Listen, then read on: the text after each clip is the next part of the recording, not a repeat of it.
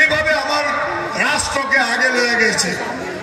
আপনারা চিন্তা করেন যে ব্রিটিশ ইংল্যান্ড আমাকে 200 বছর শাসন করছে। এই ব্রিটিশের ইকোনমিকে পিছ পালা আজ ভারতবর্ষের ইকোনমি বিশ্বর 5ম ইকোনমি হয়ে গেছে নরেন্দ্র মোদীর নেতৃত্বে। এই নরেন্দ্র মোদীকে আমি তৃতীয়বারের জন্য প্রধানমন্ত্রী করতে লাগবো। আমার সংকল্প যে আমি তৃতীয়বারের জন্য নরেন্দ্র মোদীকে প্রধানমন্ত্রী করব।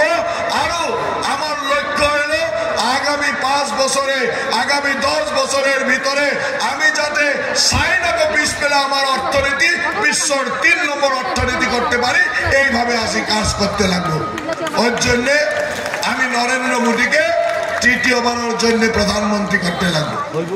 নরেন্দ্র মোদী ইলেকশন করছে বেনারসে, বারাণসীতে নরেন্দ্র মোদী ইলেকশন খেলছে। তো আমি কিভাবে ওকে প্রধানমন্ত্রী করব? আমার প্রধানমন্ত্রী করার মূল দায়িত্বটা হলো যে নরেন্দ্র মোদীর সঙ্গে সঙ্গে আমার এখানে থেকে আমার সবার প্রিয় নেতা, আমার অসম সরকারের মন্ত্রী পরিমল শুক্লবৈদ্য এখানে এমপিতে দাঁড়াইছে, সাংসদে দাঁড়াইছে। এই পরিমল শুক্লবৈদ্যকে পদ্মফুলের চিহ্নে ভোট দেয়া আমি নরেন্দ্র মোদীকে তৃতীয়বারের জন্য প্রধানমন্ত্রী করতে লাগবো। এইটা হলো আমার সংকল্প।